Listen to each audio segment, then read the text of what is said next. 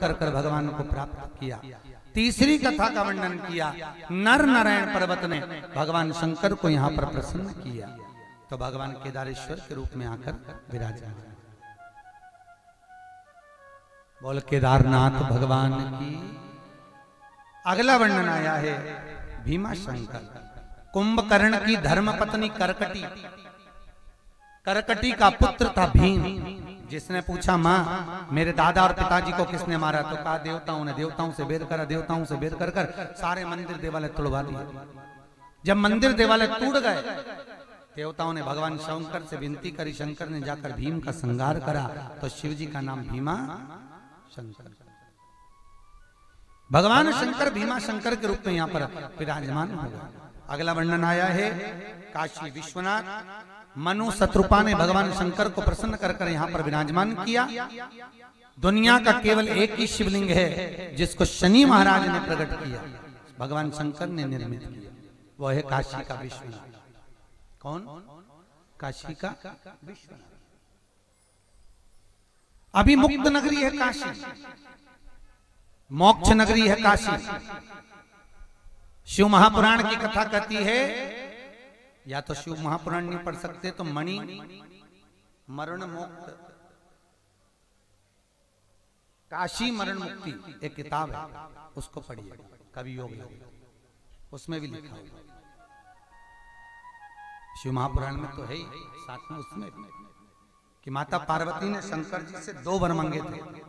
एक वर, भोलेनाथ वर दीजिए जिस पति पत्नी में झगड़ा हो उसमें प्रेम बढ़े, भगवान शंकर ने कहा तथास्तु।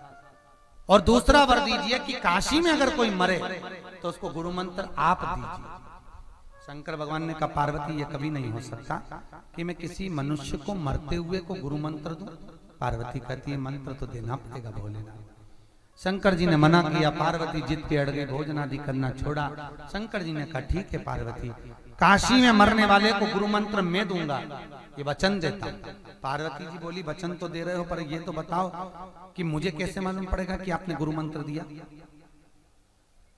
शंकर आप मंत्र दो तो मुझे मालूम तो पड़ना चाहिए। भगवान ने कहा तू क्या चाहती है? पार्वती जी बोली प्रभु आप जब मंत्र दोगे तो सीधे कान में मंत्र देकर कान को मोड़ देना, मुझे दिख जाएगा कि आपने मंत्र दिया। आज भी पार्वती के कहने पर जो शंकर ने वचन दिया था, शिव जी उसको निभाते हैं। आज भी काशी में मरने वाले का सीधा कान अपने आप टेढ़ा हो जाता है, अपने आप। काशी में मरने वाले का सीधा कान आज भी टेढ़ा हो जाता है। पहले हमको भी विश्वास कम था तो फिर हमने जाकर चेक किया मुर्दों को, तब जाकर मन में यह भाव प्रकट हुआ। और आपसे भी निवेदन है काशी में आप जाएं तो एक बार मणिकर्णिका पर जाकर मुर्दों को जरूर देखना कि सीधा कान है कि टेढ़ा कान है, मालूम पड़ेगा। काशी में मरने वाले का सीधा कान अपने आप टेढ़ा। इसलिए आज भी कहते हैं काशी काशी काशी काशी 5 बार बोल ले तो जीव को मोक्ष मिल जाता है, अभिमुक्तता प्राप्त हो जाती है। महाराज शनि महाराज ने अपनी माता को लात मारी थी, इसलिए उनकी पांव टेढ़ा हो गया था, पूरा पांव खंडित हो गया था। भगवान नारद के कहने पर शिवलिंग का निर्माण कर कर उसकी पूजन करी। शंकर भगवान प्रकट होकर उनके चरण को ठीक करे तो भगवान काशी विश्वनाथ जी के रूप में वहां पर विराजमान हुए। काशी अभिमुक्त नगरी काशी में विराजमान हुए। राठी जी आप तो बड़े भाग्यशाली हैं, आपकी बार 2 महीने के अंदर, 2 महीना हुआ होगा, 2 महीने के अंदर आपको 2 ज्योतिर्लिंग में शिव महापुराण मिल गए। अभी आपने काशी में भी सुनी, दूसरी बार महाकाल की नगरी में मिली। भगवान शिव की श्रवण कथा। अगला वर्णन आया त्र्यंबकेश्वर। गौतम बाबा पर गौ हत्या का दोष लगा। अहिल्या माता ने भगवान शंकर से विनती करी, ब्रह्मा विष्णु महेश वहां प्रकट, तीनों का एक एक स्वरूप अंगुष्ठ के आकृति का वहां विराजमान। जल की धार निकली, उसमें गौतम बाबा ने स्नान किया, गौ हत्या का दोष समाप्त हुआ। वहीं भगवान ब्रह्मा विष्णु महेश त्र्यंबकेश्वर के रूप में विराजमान। बोल त्र्यंबकेश्वर भगवान की। अगला वर्णन आया है वैद्यनाथ रावण भगवान शंकर को लेकर जा रहा था, लघु शंका लगने पर भूमि पर रखा, उठे नहीं शिव, वहीं पर विराजमान हो गए। वैद्यनाथ जी के रूप में शंकर वहां विराजते हैं। भगवान वैद्यनाथ जी के रूप में बैठे। नागेश्वर का वर्णन आया। दारुक नाम के राक्षस का संहार करने के लिए भगवान शंकर प्रकट होते हैं। तब भगवान नागेश्वर के रूप में महाविराजमान हुए। वही भूमि पर भगवान कृष्ण ने भी भगवान शंकर का अभिषेक पूजन करा संतान की प्राप्ति के लिए। भगवान नागेश्वर के रूप में विराजमान हुआ और उसका परिवार में स्वयं निवास करने वाला स्वयं मैं उसका वो मेरा कोई दूसरा। बहुत ध्यान देना महाराज। शंकर की कथा में, शिव महापुराण में अगर भूल से भी पांव पड़ जाए, भूल से भी, आप तो बुलाए हैं तो आए हैं, बाकी के कोई भूल से भी चलता हुआ व्यक्ति भी अगर एक क्षण के लिए शिव महापुराण में पहुंच जाता है, शंकर उस पर कृपा करते हैं, स्वयं वो शिव का हो जाता है। स्वयं अकाल मृत्यु वो मरे जो काम करे चंडाल का, काल उसका क्या बिगाड़े जो भक्त हो महा काल का। शंकर उसका है, उसको शिव का। दान की महत्वता को समझाया। शिव महापुराण पर किया गया दान अमर और अजर हो जाता है, वो कभी समाप्त नहीं होता। भगवान शंकर कथा को सुने। तुमरुका जी कथा को बाँचते हुए 2 क्षण के लिए रुक गए। क्यों? चंचुला देवी का पति जो प्रेत योनि में पड़ा था वो छूटा और अपने ही स्वरूप को धारण कर कर पत्नी के साथ में निवास किया। भगवान शंकर कहते हैं, सुनो तुमरुका जी, कोई कुंवारी कन्या अगर इस शिव पुराण को श्रवण करती है तो उत्तम वर को प्राप्त करती है। सौभाग्यवती नारी इस कथा को सुनेगी तो अखंड सौभाग्य उसका होगा। कोई वेदव्य नारी अगर शिव महापुराण की कथा को सुनती है तो वो पति के लोक को जाती है, अगला जन्म वेदव्य का नहीं पाती है, अखंड सौभाग्य बनकर सौभाग्यवती होकर पति के धाम में सदा निवास करती है। कोई पुरुष इस शिव महापुराण की कथा को श्रवण करता है, मनवांचित फल की प्राप्ति कर कर भगवान शंकर का ही शिव धाम प्राप्त करता है। कोई विद्याध्ययन करने वाले बालक बालिका शिव महापुराण की कथा श्रवण कर कर, जैसे शंकर भगवान कहते हैं, मैंने ब्रह्मा जी की धर्म पत्नी वीणा देवी को, सरस्वती को स्वर दिया था। सरस्वती के पास में स्वर नहीं था, वीणा देवी को नाचना नहीं आता था, संगीत नहीं जानती थी। अगर संगीत और स्वर कोई देता है तो नटराज देता है, और नटराज कौन है? मेरा शंकर। सरस्वती को स्वर मैंने दिया है, वीणा को स्वर मैंने प्रदान करा है। तो जो कुंवारी अवस्था में भी कोई विद्याध्ययन करने वाला जीव इस शिव महापुराण की कथा को सुनता है, उसको विद्या, सरस्वती और स्वर दोनों ही मैं प्रदान करता हूं। मैं स्वयं वो सरस्वती को स्वर देने वाला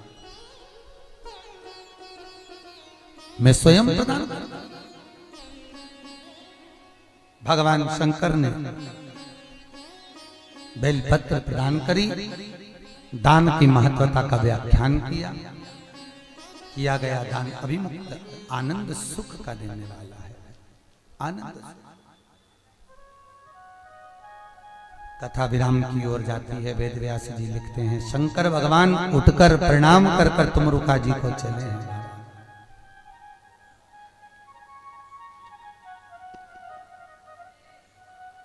जिस शिव महापुराण को आप भी श्रवण कर रहे हैं, जैसे शंकर भगवान ने इस पुराण को श्रवण कर कर विराम की ओर लिया, वही पुराण आज यहाँ विराम की ओर है। 5 दिवसीय कथा यहाँ पर चल रही थी। श्री गोपाल जी महाराज श्री द्वारकाधीश के पावन कृपा से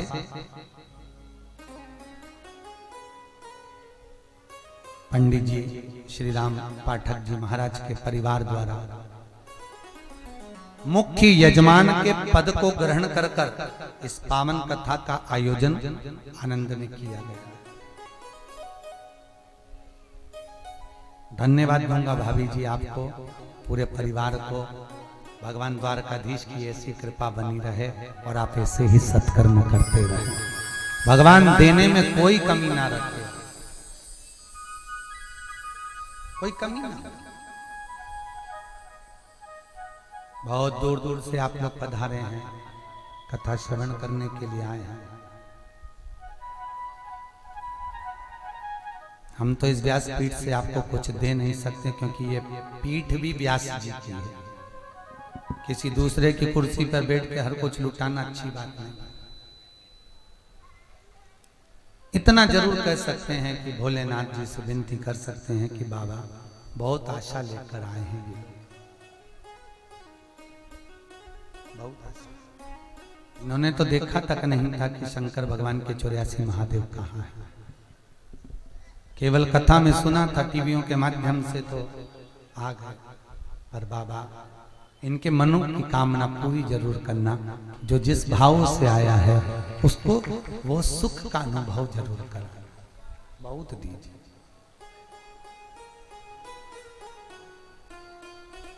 महाराज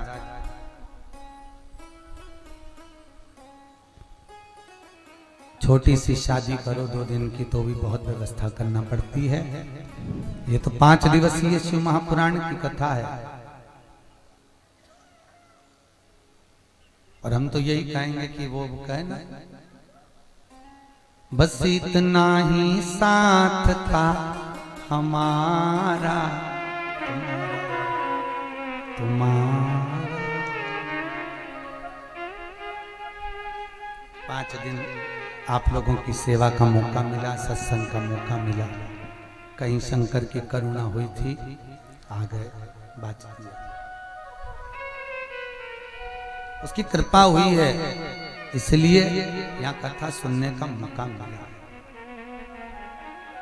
बहुत भाव से आप लोग आए हैं, बहुत भाव से आप लोग रहे प्रसादी आदि की व्यवस्था में।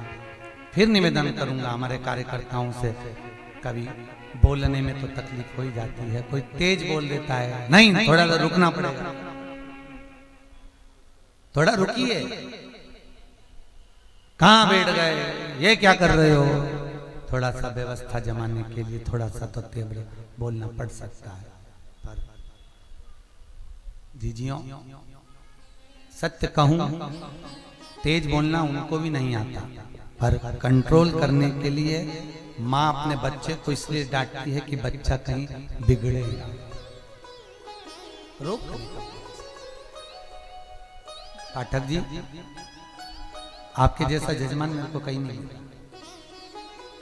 बहुत सरल, हर चीज में हाँ कर देना। मैं तो कहता हूं भगवान बहुत सहजता, बहुत सहज।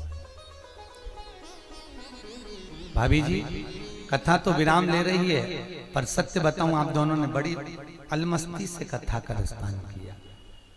बहुत समय के बाद कोई ब्राह्मण, वो भी पूजन करने वाला, जिसको तनख्वाह के 3000 रुपए मिलते हों, ऐसा ब्राह्मण जब कथा का यजमान बनता है, इस दिल से कहता हूं बड़ी प्रसन्नता होती है। पंडित कर्म कर लेना, पूजन कर कर थोड़ा सा इकट्ठा कर लेना एक अलग बात है, पर भाव से शंकर का भजन करना एक अलग बात है। नहीं जी, और फिर भी मेरे को दुख होता है जब किसी के पांव से चढ़ते नहीं बनता, मेरा मन तो दुखता है। मैंने जब सिरवी समाज में ऊपर ही ऊपर के रूम थे, नीचे का हमने हॉल नहीं करा था, पर जब लोगों ने कहा हमको ऊपर नहीं चढ़ते बन रहा, हमने हॉल वाले को तुरंत फोन कर कर कहा, केतन भैया को बोला, बोलो हॉल वाले को कि नीचे कुछ गद्दे लगा दे, इनको रुकने की व्यवस्था नीचे हो जाए। मेरा खुद का भी कमरा 2 मंजिल ऊपर है। कई कह रहे थे यहाँ कोई कमरा हो तो दे दो, यहाँ पर हम कोई कार्यकर्ता तक नहीं रुकने की व्यवस्था है, तो हम आपको क्या दें। पर जीजियों, आपको जब धीमे धीमे चढ़ते हुए सांस फूल रही होती है, ऊपर चढ़ते हो, दिल हमारा भी दुखता है। हमको क्या करना, कमरे आपके लिए हैं, भवन आपके हैं, भोजन की व्यवस्था ये सब आपके लिए करिए, सब आपके लिए।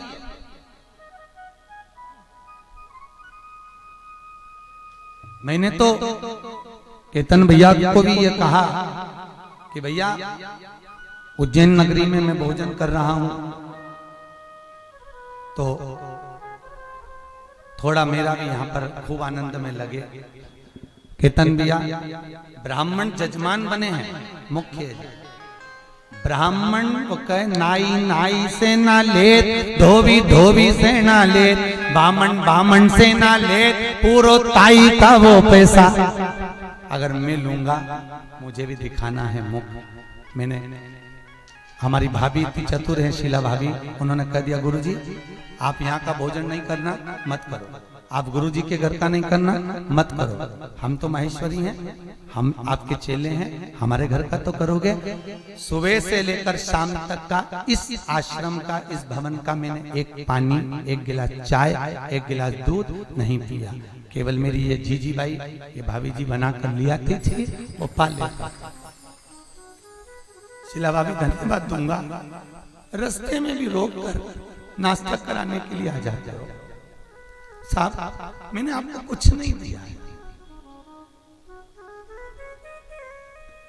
हर बार तीर्थ में भी कथा होती है तो प्रयास करते हैं हमारा खुद का भोजन बनाने वाला चले, मेरे सीहोर से मैं आटा चावल लेकर चलता हूं क्योंकि आपका पैसा आपको लग जाए, मुझे करना क्या है।